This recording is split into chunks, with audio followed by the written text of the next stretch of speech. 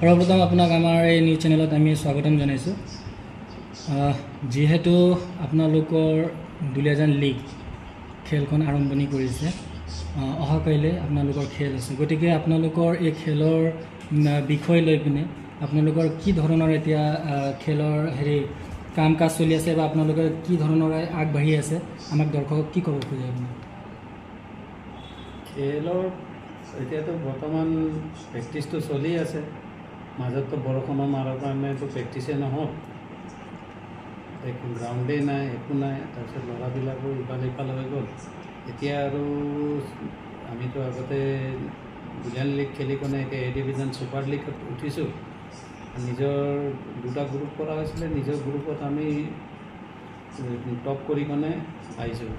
কালি সেই 4টা টিমৰ মাজত all star club, Duliagaon young star club, Nahalia football academy আৰু হিমালয় এফ চিৰ মাজত সেইটো হ'ব প্ৰতিযোগিতাটো।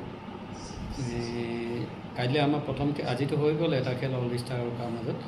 কাইলৈ আমাৰ প্ৰথম খেল আছে দুলীয়াগাঁও য়ং ষ্টাৰৰ লগত। চাওঁ কালি কি হ'ব।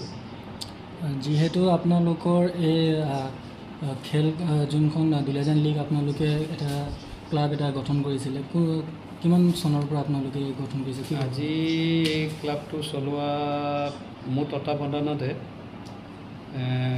5 বছৰ হ'ল।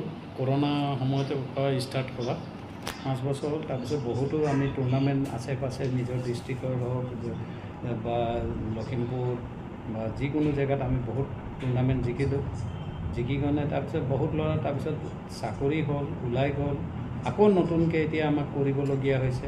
বহুত ল'ৰা আছে, এটা ল'ৰা গ'লে কিমান ক্ষতি হয় জানে। তাৰপিছত তেনেকৈ কৰি ল'ৰা আমাৰ প্ৰত্যেক বছৰে 5টা 6টা কোনোবা পুলিচত গৈছে, কিছুমান ক'ত গৈছে, কিছুমান কৰি কিনে বাৰে প্ৰতি টিমৰ অলপমান ক্ষতিটো হয়, আকৌ নতুনকৈ ৰিষ্টেব্লিছ কৰিবলগীয়া হয়। সেই তেনেকৈ চলাই আছোঁ আৰু এইবছৰো নতুন টিমে ক'ব লাগিব। বহুত সৰু ল'ৰা এইটো আছে। এতিয়া এইবছৰে আমাৰ ক্লাবৰে 2জন ল'ৰা আণ্ডাৰ-20 অসম টিমৰ হৈ প্ৰতিনিধিত্ব কৰিছিলে, আৰু যিহেতু সি কোৱাৰ্টাৰ ফাইনেলত উত্তম লিম্বু কোৱাৰ্টাৰ ফাইনেলত সি স্ক'ৰো কৰিছে আমাৰ ক্লাবৰে, আৰু কাইলৈ সি খেলিব। তাৰপিছত এতিয়া ৰিচেণ্ট আণ্ডাৰ-16 নেশ্যনেল হৈ গ'ল, তাতো এজন আছে আমাৰ আছিলে খুমচেং চেতিয়া। এতিয়া জাষ্ট খেলটো শেষ হ'ল, লাষ্টত পইণ্টৰ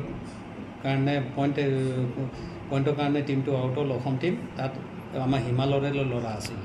এইবছৰে অসম টিমত 2জনে প্ৰতিনিধিত্ব কৰিছে, উত্তম লিম্বু আৰু খুমচেং চেতিয়া। সেই তেনেকৈ আৰু ল'ৰা চব ওলাই যাব ভাবোঁ, আৰু নতুন আহি ক্লাবৰ উদ্দেশ্য কি সেয়াই আৰু।